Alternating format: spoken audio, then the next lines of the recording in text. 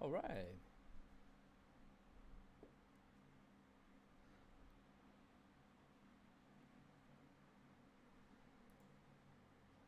Ladies and gentlemen, I think we are live with OBS. Hang on, let me see.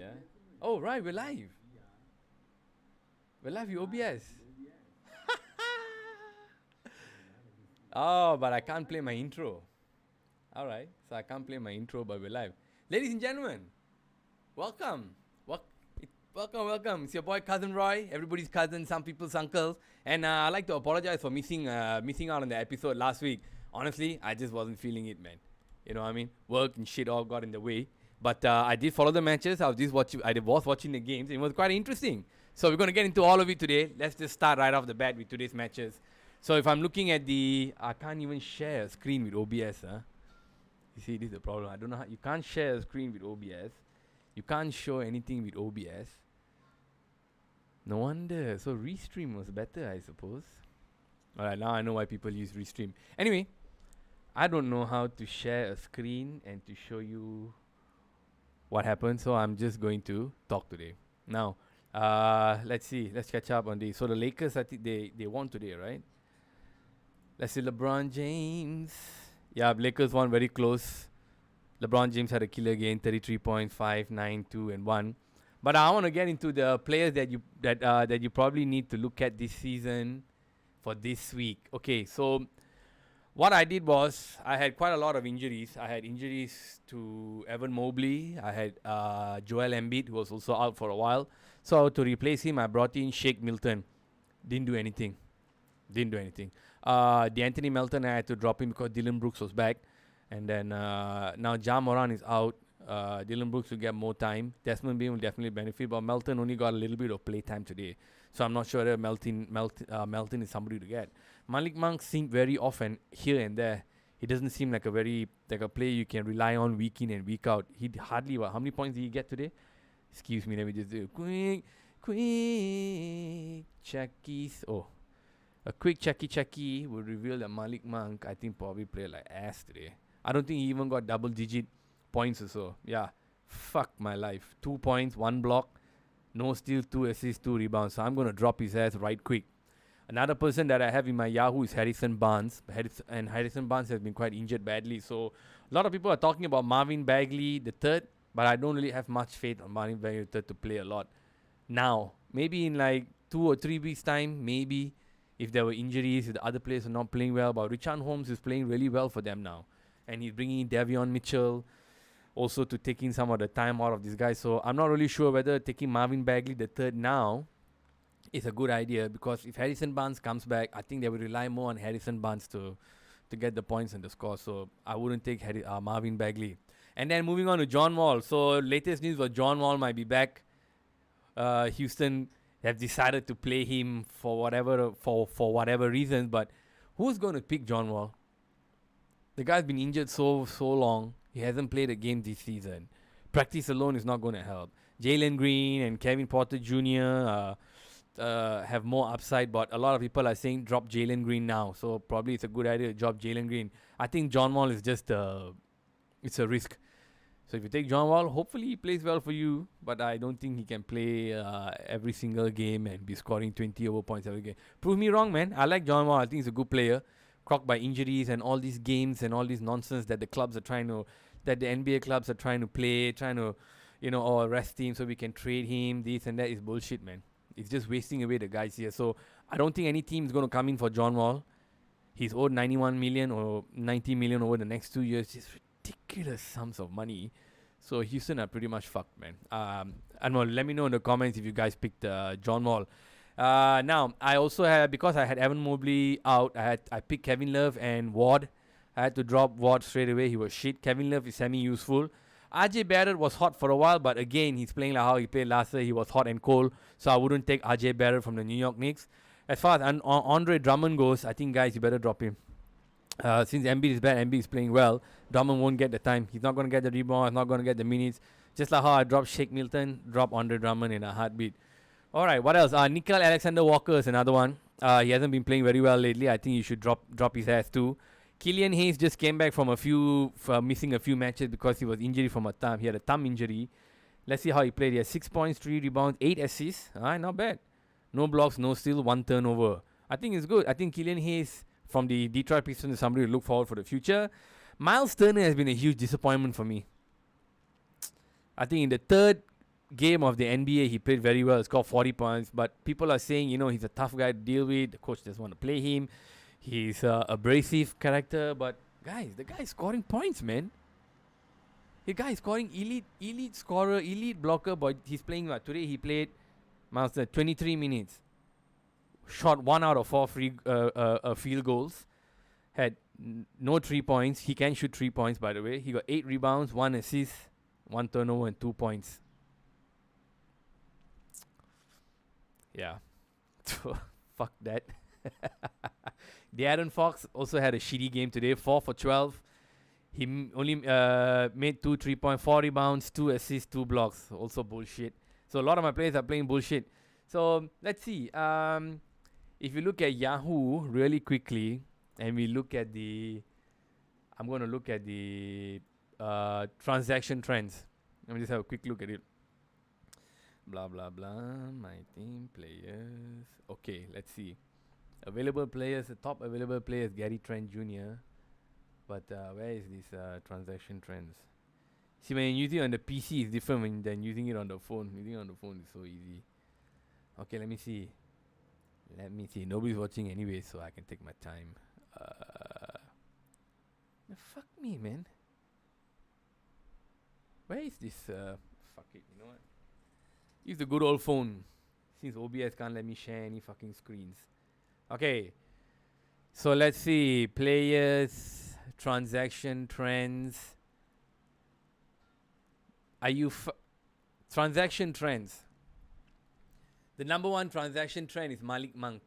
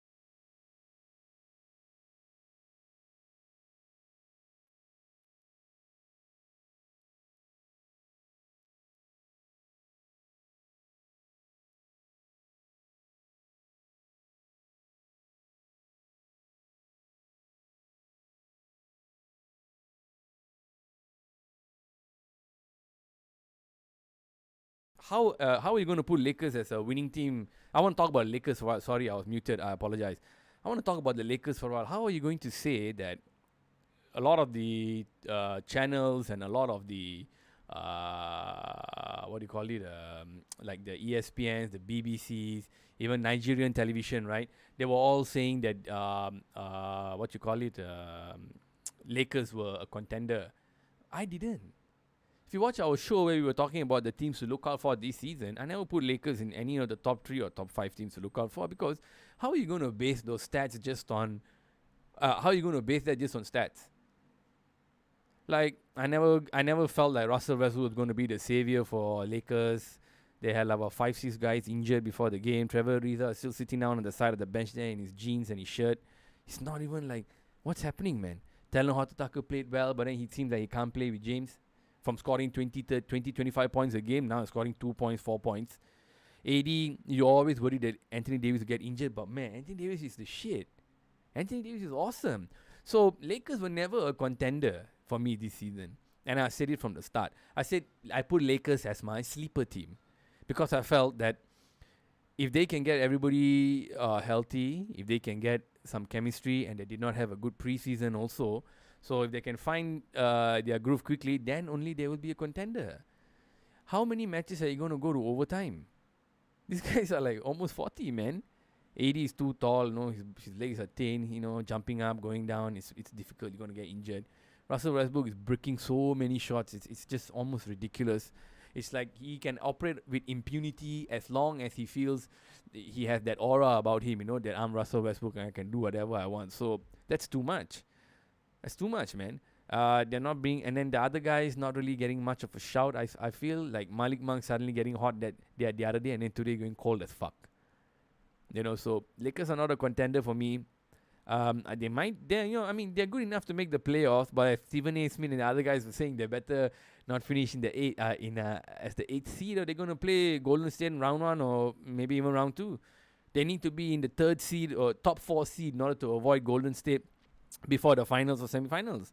It's crazy. Golden State are absolutely killing it. Any of these young fellas who go to Golden State, I think they're watching Steph Curry so keenly. Man, everyone's coming out there shooting threes like crazy. Like the only guy I can recall who didn't perform well after going to Golden State is Kelly Oubre Jr. And last year, everybody rated Kelly Oubre Jr. so much. Like, oh man, he's the shit. No, oh man.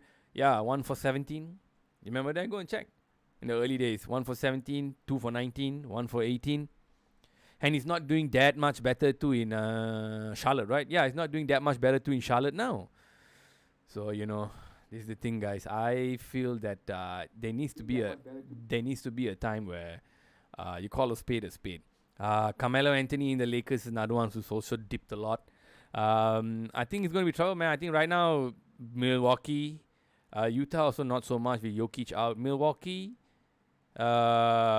maybe Washington, Chicago, of course Golden State.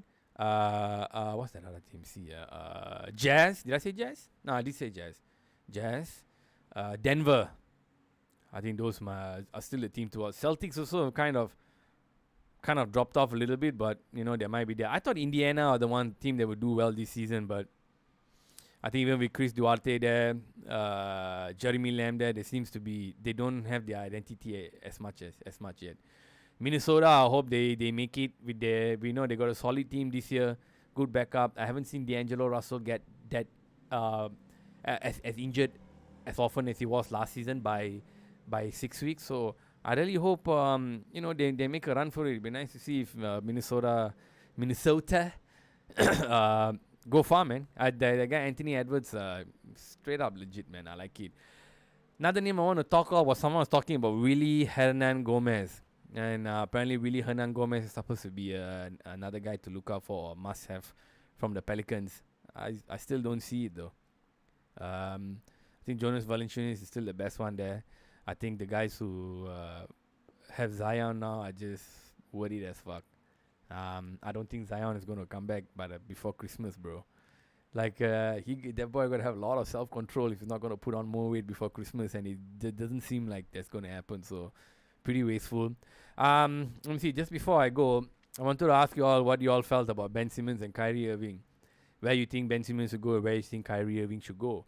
Latest news that's on the hot sheets is that Kyrie Irving might go to the Lakers. This is crazy. Crazy in one sense. Also, not that outlandish in if you look at it in the sense that LeBron James is old and he needs quality players around him. I don't think he's sitting down there regretting having Russell Westbrook in the team. I think he's feeling like, where the fuck is the Russell Westbrook that I need? I think that's what he's asking. It would be quite a blockbuster if they sent Russell to New York and brought Kyrie in. Because, I mean, Dwayne Wade and LeBron had a good relationship. They straight up brothers. So when shit didn't work out in Cleveland with Wade had to go. I think Wade also felt, hey man, it's not working, I had to go. So no issues there. But if Kyrie comes and then Russell has to be the one who's sent away, oh man, it's going to be a bit bitter taste in the mouth. All that homecoming bullshit, I guess, goes out can flush it down the toilet. Oh, he's back in his hometown, this and that. And I don't know, it might leave a little bit of bad taste in the mouth, but I think the Lakers fans would get over it and be like, hey, we need to win championships. LeBron is what, 38 now? 38, right? Yeah, he's 38 years old. The time is running out. But what you guys think, man? You think Russell Westbrook will end up at the Nets and Russell Westbrook Nets and Kyrie Irving in Lakers? Let me know in the comments, man. I'm really trying to pick people's brains because listening to all this pundit talk, they may have that inside news, but in order for them to keep things relevant, they always got to churn out different news, different types of news. Whether it's controversial or not, some people don't give a fuck. Some people, they are worried, so they try to keep it real. But can't blame them also. Like if you hear a rumor, hey, today Kyrie just spoke to the Lakers, that's a story still. It's just 4 words. Kyrie spoke to the Lakers, 5 words. But they will turn it into 5,000 articles because it's news. Like Kyrie, LeBron doesn't really have I don't think he really cares much for Kyrie because Kyrie fucking lost his mind. I think he got too arrogant after he won the title. Or I think people are whispering in his ear telling him that, hey, you're the shit too. Why are you only praising LeBron? But bro, look what you did in Celtics. You fucked up. They gave you the reins. Terry Rozier said what? We would train and we would practice all these drills. But when the game starts, we throw it out the window. By the time the second quarter starts, everything went to shit. And then it's just like, okay, give the ball to Kyrie or whoever the fuck else it is. And then let them run the plays. So Kyrie wasn't following the play, and then he was asking the players, why you're not reacting to me? Man, fuck you.